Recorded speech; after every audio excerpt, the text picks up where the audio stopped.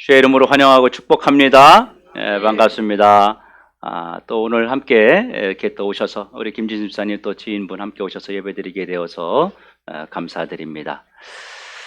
한 주간을 살아가면서 여러분 얼마나 많은 일들을 겪으며 살아갔고, 또 여러분들이 한 주간 동안에 살아가면서 우리 신앙인으로서 믿음을 지키는 사람으로서 얼마나 많은 일들이 마음속에 여러분 있었습니까? 또 그런 것들을 이기고 주님 앞에 나오신 여러분들 주의 이름으로 환영하고 축복합니다.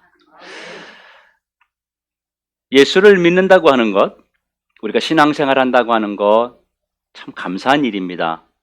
정말 기쁜 일이고 행복한 일입니다. 그런데 현실에서는 예수를 믿는다는 것이 참 쉽지가 않습니다. 여러 가지 제약도 많고요, 여러 가지 걸리는 것들도 굉장히 많습니다. 그래서 그것이 힘들어서 신앙생활을 어렵게 하기로 결정한 후에 조금 지나서 세상으로 떠나버리는, 다시 원점으로 돌아가려는 사람들을 가끔씩 보게 됩니다. 왜 그럴까요? 왜 그들이 다시 돌아갔을까요? 신앙생활하는 것이 만만치 않기 때문입니다. 너무나도 많은 것들을 내려놓고 너무 많은 것들을 포기해야 되기 때문에 그것이 힘들어서 다시 세상으로 돌아가는 사람들을 우리가 보게 되는 것입니다. 예수님의 제자들이 사역했던 초대교회 시대 때에는 정말 이루 말할 수 없는 핍박이 그들에게 있었습니다. 예수 믿는다는 것 그 한 가지 때문에 너무나도 많은 것들을 포기해야 했고, 너무나 많은 고통을 그들이 겪어야만 했습니다. 예수 믿는 것 때문에요, 집을 떠나 살아야 됐었고요, 숨어 살아야 됐고, 그리고 예수 믿는다는 것 때문에 잡히게 되면 정말 이루 말할 수 없는 그런 모진 고문과 고통을 당해야만 했습니다.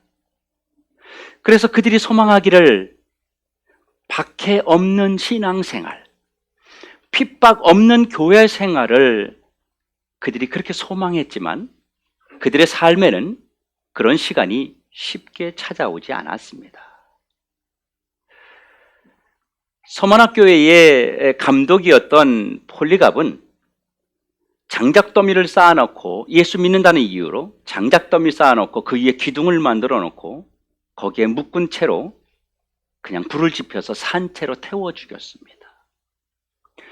순교자 안디바스라고 하는 사람은 밑에서 불을 지펴서 큰 쇠로 된 가마에, 그 가마가 시뻘겋게 달구어진 상태에서 옷을 벗기고 거기에 주저앉혀서 죽였습니다.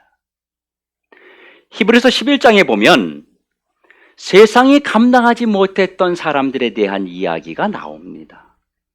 예수 믿는다는 것 때문에 손이 잘리고 발이 잘리고 목이 잘리고 거꾸로 매달아 놓고 코에다가 기름을 붓고 그곳에 고춧가루 물을 쏟아 붓기도 하고요, 살아있는 채로 두 눈을 뽑기도 했습니다.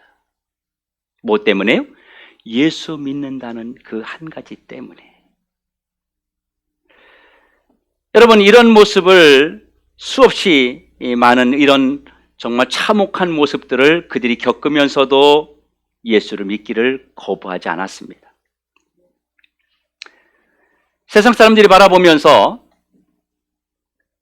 의를 위하여 박해받는 것, 그런 핍박받는 모습을 복이 있다고 사람들이 생각했을까요? 아닙니다. 만약에 여러분들에게 그런 삶이 다가온다면 여러분들은 감당할 수 있겠습니까? 예수님이 이렇게 말씀하셨어요. 의를 위하여 박해받는 자는 복이 있다, 이렇게 말씀하셨습니다. 여러분, 정말 의를 위하여 박해받는 것이 복이 되는 것입니까? 의를 위하여 박해를 받는다, 다시 말하면 박해를 받는다는 것은 인위적으로 강압적으로 그 사람을 핍박하고 마음과 육체에 고통을 가하는 것이 박해입니다. 그 박해를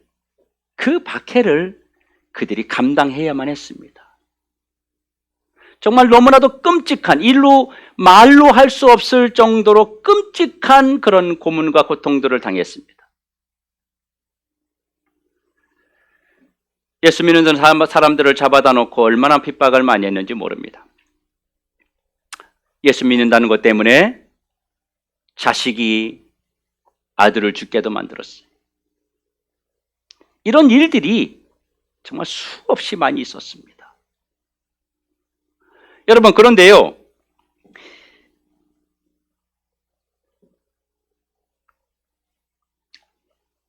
사람들 중에서 이런 모습을 우리가 복이 있다고 사람들이 말할 거냐 하는 것입니다.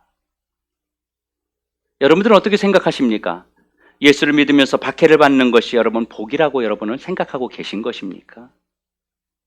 아마 그런 분들이 많지 않을 것입니다. 여러분, 그런데 박해받는 것이 복이 맞습니다, 사실은. 왜 그러냐면요, 이게 무슨 말이냐면 사람이 말한 것이 아니라 예수님이 하신 말이라는 거예요.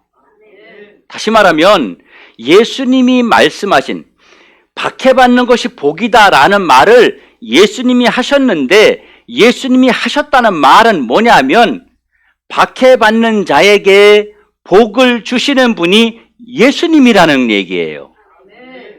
다른 사람이 복을 주는 것이면, 제3자가 복을 주는 것이면 불확실합니다. 확실치 않습니다. 그런데 예수님께서 직접 박해받는 자에게 복을 주시는 분이기 때문에 의를 위하여 박해받는 것이 복이다 라고 하는 말씀이 맞다고 하는 거예요.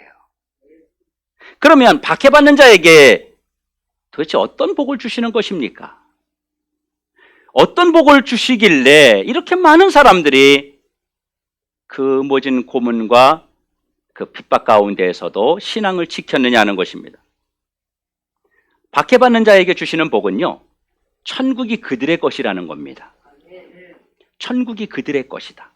이게 무슨 말이냐면 박해를 받고 의를 위해서, 주님을 위해서 핍박을 받고 박해를 받는 것을 견뎌낸 자는 천국의 주인공이 된다는 거예요. 천국에서 그 모든 핍박을 당한 자가 누리는 주님이 주시는 상급에 대해서 이야기하고 있는 것입니다. 요한계시록 4장에 보면 하나님의 보좌 옆에 예수 그리스도와 함께 순교자들이 서 있는 모습을 말하고 있습니다. 핍박을 당하고 고난을 당하고 그러다가 죽어나간 그 순교자들을, 그들이 그곳에 있는데 예수님의 보좌 옆에 24장로가 있고 그 옆에 순교자들이 서 있는 거예요. 이것이 얼마나 영광스럽고 이것이 얼마나 존귀하고 많은 사람들에게 우러러 보일 만큼의 자랑거리가 되겠느냐 하는 것입니다. 여러분, 예수님을 위해서 그 어떤 핍박에도 굴복하지 아니하고 신앙의 정절을 지킨 자들에게 현세와 바로 내세의 복을 주님이 주시겠다는 거예요. 오늘 본문 11절에 보면요, 나로 말미암아 너희를 욕하고 박해하고 너희를 거슬려 모든 악한 말을 할 때에 내가 너희들에게 복을 주겠다라고 말씀하고 있습니다.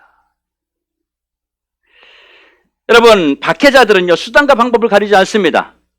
어떻게 해서든지 저와 여러분, 아니 이 시대, 아니 그 예수님을 믿는 사람들이 신앙의 정절을 지키지 못하도록 만들고 있다고 하는 것이에요.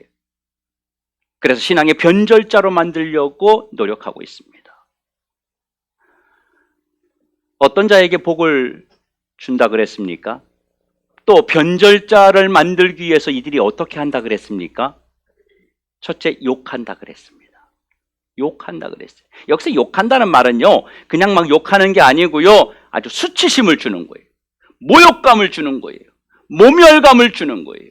견딜 수 없는 그런, 우리 인간이 살아가면서 정말 너무너무 울분이 터질 정도로 그러한 것들을 가한다고 하는 것입니다. 초대교회 당시에 그리스도를 믿는 남자 여자들을 붙잡아서 길거리 한가운데에다가 옷을 다 벗긴 채로 기둥에 묶어 놓았어요. 그래서 동네 사람들에게 수치심을 주게 만들었어요. 얼마나 수치입니까? 너무너무 부끄러운 일이죠. 그런데 더 부끄러운 건 뭐냐면요, 거기에 묶어놓고 사람들의 구경거리가 되긴 한 후에 거기에 5시간, 10시간, 20시간을 묶어놓는 거예요. 그럼 어떻게 되겠어요? 화장실을 못 가니까요, 거기서 선 채로 묶인 채로 소대변을 다 봐야 됐어요. 여러분, 얼마나 수치스러워요. 발가벗겨서 묶여있는 것보다 더 수치스러운 모습을 사람들에게 보여야만 했습니다. 또 그리스도인들을 잡아서 자식이 부모를 죽게 만들었어요. 부모가 또 자식을 죽게 만들었어요. 이 당시에 노예가 있는 시대거든요. 노예가, 종이 주인을 죽였어요. 그러면 어떻게 됩니까? 사람들에게 욕을 먹고 사는 거예요. 일생 동안. 저 부모를 죽인 놈, 저 자식을 죽인 놈, 지 주인을 죽인 놈, 그러면서 치욕스러운 그 욕을 먹으면서 살아야만 했습니다. 두 번째, 신앙인들이 신앙 변절을 하게 하기 위해서 박해한다 그랬습니다. 이 박해는 쉽게 말하면 가혹행위를 말하는 거예요. 고문을 하는 거예요. 견딜 수 없는 그런 육체적 고문을 가하는 겁니다. 그리고 너희를 거슬려 거짓말을 하고 모든 악한 말을 한다는 거예요. 이거는 욕하고 비방하고 함정에 빠뜨리고 모함해서 곤경에 빠뜨린다는 얘기예요. 일부러 함정에 빠뜨리기 위해서 수단과 방법을 가리지 않는다는 겁니다. 이렇게 함으로 인해서 신앙의 변절을 요구했어요. 너 힘들지? 너 신앙 버려. 너 예수 버려. 하나님 버려. 그렇게 요구했던 거예요. 그런데 그 중에서요, 너무 힘들어서 신앙 변절자들이, 믿음이 약한 사람들이 가끔 나왔어요. 가끔 신앙을 변절했어요. 나 그만, 알았어, 나 예수 안 믿을게, 나 신앙생활 안 할게, 나 이제 포기할게, 너희들에게 갈게. 그러면요, 이 변절자, 이 거짓말쟁이, 그러면서 더 가혹하게 고문을 했습니다. 그러니까 어떤 면에서는 신앙을 지키는 것도 너무너무 고통스럽고, 신앙을 버리는 건 역시 너무나도 고통을 가해줘서 결국은 이래도 저래도 죽을 수밖에 없는, 이래도 저래도 예수 믿었다는 것 때문에 고통을 겪을 수밖에 없는 그런 삶이 그들에게 있었다고 하는 것입니다. 여러분, 이런 와중에서 우리가 신앙의 변절을 하지 아니하고 핍박과 환난을 이겨내려면 그러면 우리는 어떻게 해야 될까요? 오늘 본문 12절에 보니까 기뻐하고 즐거워하라 그랬습니다. 아니, 어떻게 이렇게 욕을 먹으면서, 박해를 받으면서, 핍박을 받으면서, 고난을 받으면서 기뻐하고 즐거워할 수 있습니까? 여러분, 이거 불가능하잖아요. 여러분, 이게 가능해요? 주님은 지금 불가능한 걸 우리에게 요구하고 있습니다. 의를 위해서 핍박을 받아라. 그러면 복이 있다. 어떻게 이겨요? 기뻐하고 즐거워하라. 아니, 아픈데 어떻게 기뻐하고 즐거워하냐고요? 우리 살아가면서 누가 조금만 기분 나쁜 말 해도 막 우르르 해가지고 떨면서 참지를 못하잖아요. 밤에 잠이 안 오잖아요. 밤잠을 못 자잖아요. 여러분, 안 그래요? 안 그런 거 저희끼리는 다 말하면서 같으면서 못 견디는 거예요. 그런데 여러분, 육체에 그런 고문을 가하고 핍박을 가하는데 어떻게 기뻐하고 즐거워할 수 있냔 말이에요. 여러분, 예수 믿는 사람들은 예수 안 믿는 사람들과 다르게 심장이 하나가 더 있습니까? 팔 자르고 다리 자르고 눈 알을 다 파는데 고통을 느끼지 못하는 그런 어떤 특별한 능력이 있는 겁니까? 아니잖아요. 우리도 똑같이 고통받고 똑같이 어려움을 당한다고 하는 것입니다. 그런데 성경이 뭐라고 말해요? 기뻐하고 즐거워하라. 이렇게 말합니다. 여기서 기뻐하고 즐거워하라는 말이 사실은 내가 아픈데 기쁜 척하고 표정을 바꾸고 행복한 척하고 그렇게 하라는 말이 아니라고 하는 것이에요. 여러분, 네로 황제가 로마에 이 시를 쓰기 위해서 시상을 떠올리려면 뭔가 이제 이미지가 있어야 되거든요. 그래가지고 로마 시내에다가 조그맣게 불을 내라 그랬습니다. 화제를 내라 그랬어요. 그래서 그걸 바라보면서 이렇게 모습을 보면서 불타는 모습을 보면서 이제 시를 쓰려고 했던 거예요. 근데 이게 잘못돼 가지고 화재가 확 번지는 바람에 로마 시내에 엄청난 화재가 번진 거예요. 이걸 덮기 위해서 어떻게 했냐면 기독교인들에게, 그리스도인들에게 이것을 덮어 씌웠어요. 그래서 갖다가 막 죽이고 핍박하고 얼마나 많이 고문을 했는지 모릅니다. 그런데 놀라운 건요, 이 그리스도인들이 죽으면서 안 죽으려고 바등바등 되는 게 아니라 순순히 받아들이면서 웃으면서 죽더라는 거예요. 죽은 다음에 보니까 그 사람들의 얼굴이 막 일그러진 것이 아니라 평안하게 죽었더라는 거예요. 여기서 내려가 막 미쳐버린 거예요. 그래가지고 그 시신들을 딱 끌어내가지고 다시 한 번 또 죽이는 그런 일을 벌였습니다. 그들이 팔이 잘리고 다리가 잘리면서 맹수에게 몸이 뜯겨 죽으면서 평안하게 죽었다는 말을, 이것을 당연한 것으로 여겼다고 하는 것이에요. 지금 죽는 것을 이들은 당연하게 여겼다는 말이에요. 여러분, 어떤 고통을 받을 때 이거 내가 안 당해도 되는데, 나 이거 억울한데, 이러면요, 이 사람이 그 필요 이상의 악한 감정이 나오는 거예요. 우리 주일학교 어린이 중에서 지난번에 학교에서 코로나 확진자가 한 명 나왔어요. 그 반에서. 근데 이제 이렇게 앉아있는 자리 때문에 이렇게 동선을 그려가지고 몇 명은 자가격리를 시킨 거예요. 이 애가 계속 하는 말이 뭐냐면, 선생님 나 억울해요. 아이들 이제 줌으로 예배를 드리더라, 공부를 하더라고요. 근데 나 억울해요. 나 억울해요 선생님, 계속 그 얘기를 하고 있는 거예요. 그러면 견디기가 너무 힘든 겁니다. 억울하다고 생각하면. 그런데요, 괜찮아. 그래, 당연해. 나 죽어도 괜찮아. 이럴 때는요, 오히려 핍박하는 사람이 질려버리는 겁니다. 이것을 예수님이 뭐라고 표현하셨냐면, 기뻐하고 즐거워해라. 이것을 당연한 것으로 여겨라. 그리고 하늘에 상급이 있음을 바라보고 기뻐해라. 이 말을 하신 거예요. 여러분, 사도행전 7장 54절에서 55절에 보면 스데반 집사가 나옵니다. 이 스데반 집사가 사람들에게 이야기했어요. 여러분, 회개해야 됩니다. 하나님을 잘 믿어야 됩니다. 여러분, 죄를 버려야 됩니다. 이런 이야기를 막 하니까 사람들이 마음에 찔려서 울분이 나가지고 돌을 들어서 스데반 집사에게 막 던졌어요. 그때 스데반 집사가 하늘을 우러러 바라보니까 하나님 보좌 우편에 예수님이 계신 것을 본 거예요. 그리고 환하게 웃으면서 그가 그 죽음을 반항하거나 대항하지 아니하고 그냥 받아들이고 죽은 것입니다. 바로 이것이 바로 박해를 통해서 천국을 누리는 그런 자의 삶을 우리에게 보여주고 있는 것입니다. 그리고 예수님의 12제자 중에서 나다나엘은요, 머리부터 발끝까지 소가죽 벗기듯이 그렇게 싹 벗겨서 죽였어요. 묶어놓고. 그래서 피가 막 흐르는데 이 피가, 몸에 있는 피가 다 빠져서 죽었습니다. 그 고통이 여러분 얼마나 심했겠습니까?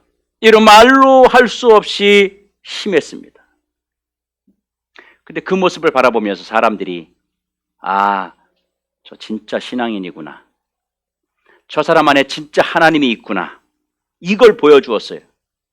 여러분, 만약에 이 나다나엘이 안 죽으려고 막 키를 쓰고 막 반항을 하고 막 소리를 지르고 이랬으면 어떻게 했겠어요? 한 번에 확 죽였겠죠. 그런데 그렇게 하지 아니하고 자신이 지금 예수를 믿는다는 것 때문에 죽어가는 것에 대해서 당연하게 바라봤기 때문에 그들이 거기에서 그렇게 고문을 가하며 나다나엘을 죽일 수 있었던 것입니다.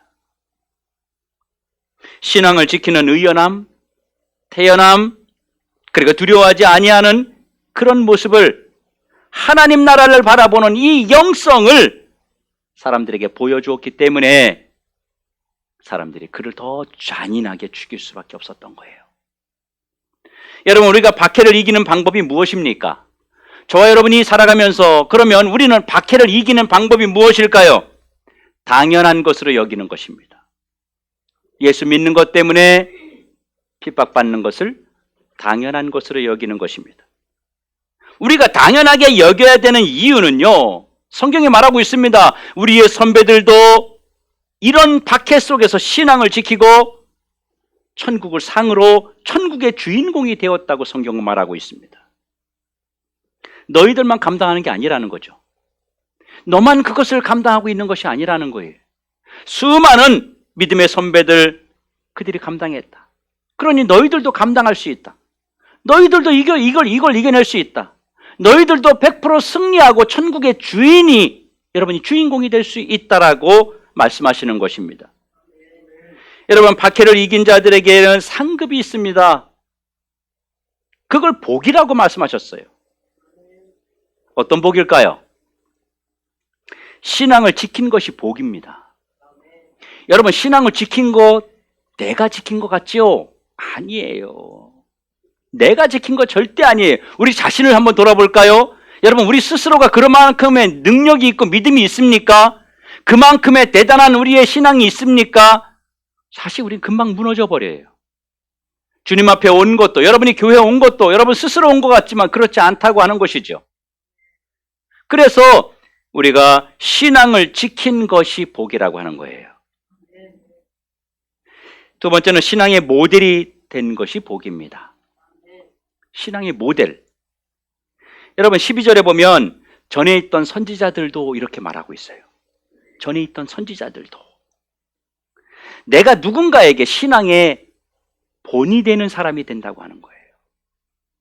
여러분, 이게 얼마나 큰 복입니까? 우리 교회에서도 신앙이 좋은 사람 보면 그러잖아요. 믿는 사람들이. 아, 저분 참 대단해. 아, 정말, 야, 어떻게 저렇게 할 수 있지? 저분 신앙이 많이 자랐어.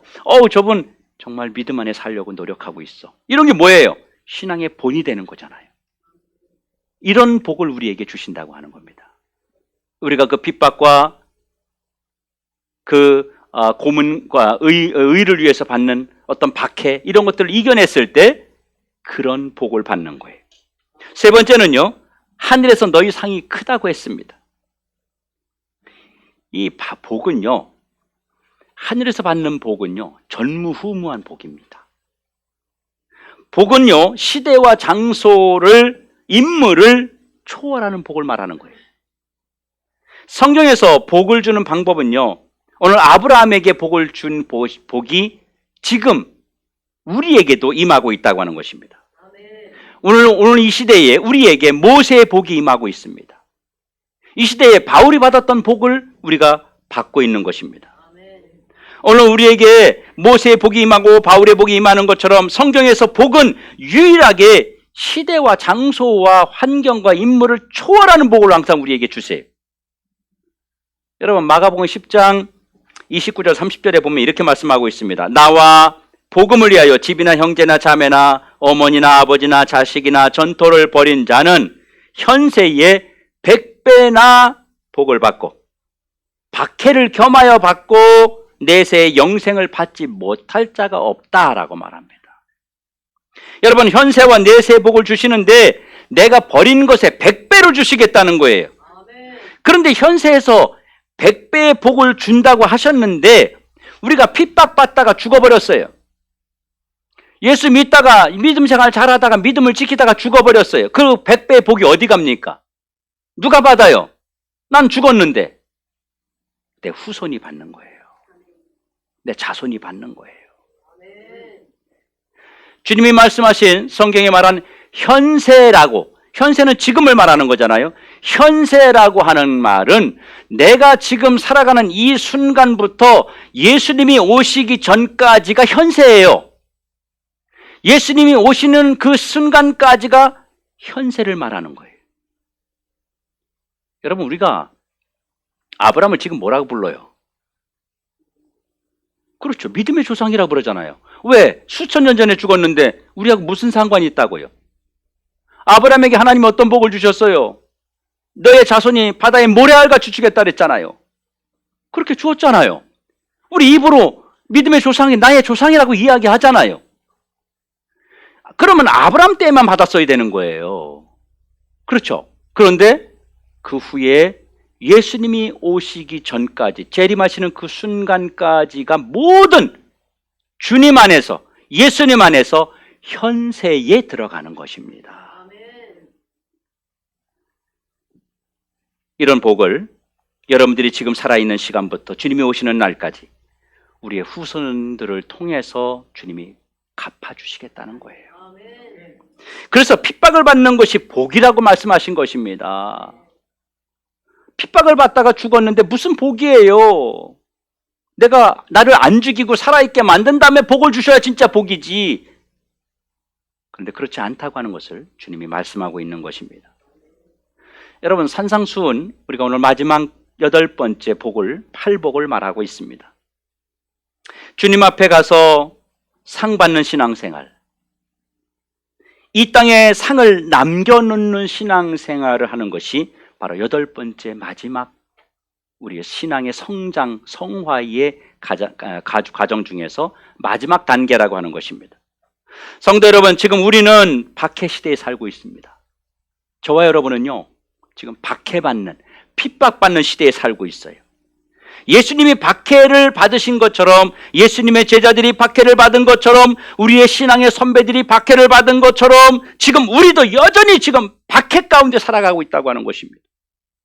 그러면 오늘 우리에게 다가오는 우리의 신앙을 위협하는 그런 박해 세력이 무엇입니까? 여러분, 예수 믿는 것 때문에 밖에 나가서 돌에 맞거나 침뱉음을 당하거나 칼에 찔리거나 뭐 이런 거 없지요? 박해가 없잖아요. 여러분, 박해 받아요? 예수 믿는 것 때문에 박해 받으시는 분 저한테 얘기하세요. 제가 쫓아가서 혼내주게. 그런 사람 없잖아요. 그런데 이 시대도 지금 박해를 받는 시대라고 하는 것입니다. 어떤 박해가 있을까요? 새로운 지식과 학문들의 박해가 있습니다. 새로운 지식과 학문을 끊임없이 성경에 도전합니다. 성경 말씀에 갖다 도전해요. 이게 그게 아니고, 예수님이 그게 아니고, 무리를 걸어간 게 아니고 달빛에 물을 건너간 것처럼 보이는 것 뿐이야, 뭐 이렇게 얘기하고, 오병이어의 물고기 5마리와 보리떡 2개, 이게 아니고 사람들이 십시일반으로 막 내놔가지고 그게 그렇게 많아진 거야, 뭐 등등 온갖 지질학과, 과학과, 천문학과 이런 것들을 동원해가지고 성경의 진리를 도전합니다. 그래서 나온 게 진화론이라고 하는 것이죠. 그래서 이단들이 또 이상한 논리를 가지고 와서, 성경을 가지고 와서 우리를 박해합니다.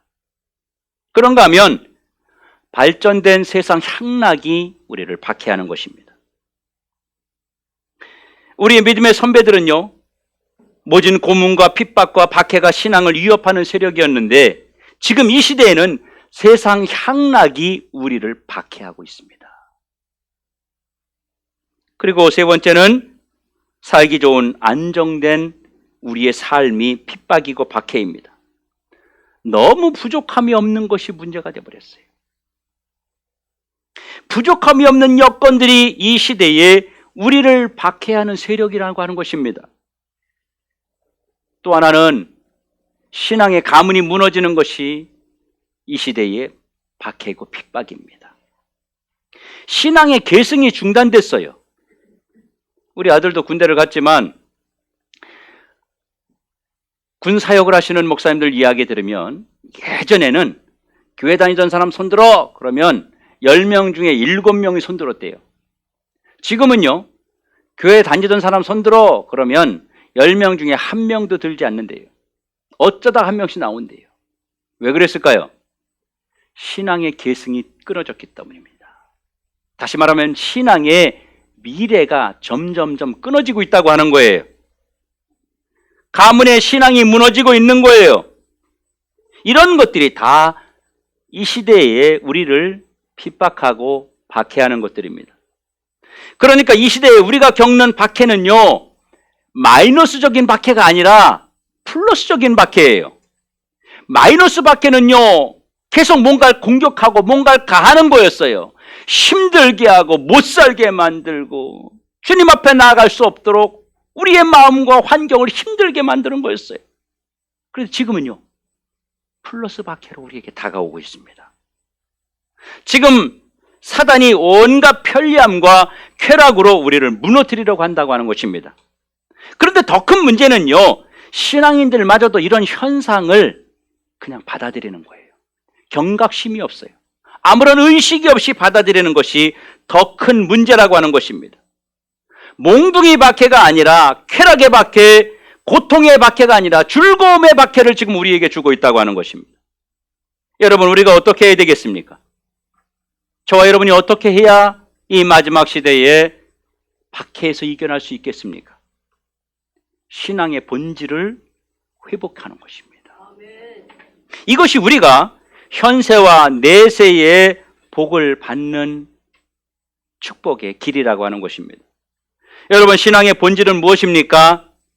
예수님처럼 신앙을 갖는 것입니다. 우리의 믿음의 선배들처럼 신앙을 갖는 거예요. 그러기 위해서 우리가 세 가지를 해야 되는데, 신앙의 정체성인 하나님 중심으로 살아야 됩니다. 하나님 중심. 두 번째는요, 신앙의 본질인 성경 중심입니다. 우리의 모든 삶은 성경 말씀을 기준으로 움직이는 것입니다. 세 번째는 신앙의 본질은요, 바로 교회 중심입니다. 하나님 중심, 성경 중심, 교회 중심. 이게 신앙의 본질이에요. 여러분, 지금 교회가 신앙의 중심이 되지 않는 시대를 우리가 살아가고 있습니다. 교회를 가볍게 여기는 세력들이 너무너무 많아지고 있습니다. 이거 지금 마귀가 교회를 무너뜨리려고 하는 그 박해라고 하는 것이에요. 지금 많은 신자들이요, 유튜브를 통해서 이 편리함의 박해를 누리고 있습니다. 아무렇지도 않게 받아들여요. 집에서 처음에는 비대면 예배라 그래서 처음에는 모여 집에서 아침 일찍 일어나서 씻고 옷 입고 화장하고 그리고 영상 예배를 받는데, 조금 시간이 지나면서 이제 잠옷 입고 예배를 드려요. 그래서 이제 밥 먹으면서 이제 영상을 봐요. 어떤 경우는 이제 좀 급한 경우는 화장실에 앉아서 이제 또 보는 거예요. 이게 현실입니다, 지금. 지금 한국교회 현실이 이거예요, 지금 여러분. 이거 영적으로 보면요, 이 시대에 편리함을 가장한 우리의 신앙적 박해라고 하는 것입니다. 이거 이겨내야 됩니다. 그래야 하나님이 주시는 복을 받고 나뿐만 아니라 내 후손에 복을 남겨놓는 신앙인이 될 수 있습니다. 여러분, 꼭 교회 가야 됩니까? 예, 교회 가야 됩니다. 아니, 목사님 꼭 예배 시간을 그렇게 지켜야 돼요? 네, 교회가 정했으면 그 시간 지켜서 예배 드려야 돼요. 장소적인 게 그렇게 중요해요, 목사님? 마음만 있으면 되죠. 아니요, 마음 있는 사람은 몸도 따라 움직입니다. 반드시 교회로 와서 반드시 정해진 시간에 교회가 정한 장소에서 예배를 드려야 되는 것입니다. 이것을 이겨내는 것이 바로 복받는 비결이에요, 이 시대에. 왜냐하면 편리함을 통해서 우리에게 들어오는 박해이기 때문입니다. 이 박해를 이겨내면 여러분이 천국의 주인이 되는 것이에요. 천국의 주인공이 되는 것이에요. 순교자처럼 그런 천국의 주인공으로 저와 여러분 살아가는 것입니다. 사랑하는 더드리교 성도 여러분, 우리가 반드시 우리의 신앙의 본질을 지키면 하나님이 현세에 100배의 복을 주시고 내세에 하나님 나라의 주인공으로 우리를 반드시 복을 주신다고 하는 사실을 기억하시기 바랍니다. 우리의 신앙의 마지막 지점, 오늘 팔복의 마지막 지점, 여기에서 주님 나라 갈 때까지 이 땅에서 신앙과 믿음을 지키며 박해를 이겨내서 나와 우리 자손에게 복을 남기고 하나님 나라에 가서 바로 천국의 주인공이 되는 신앙의 그런 큰 그림을 그리면서 승리의 삶을 살아가는 우리 모든 성도들 되시길 주의 이름으로 축원합니다.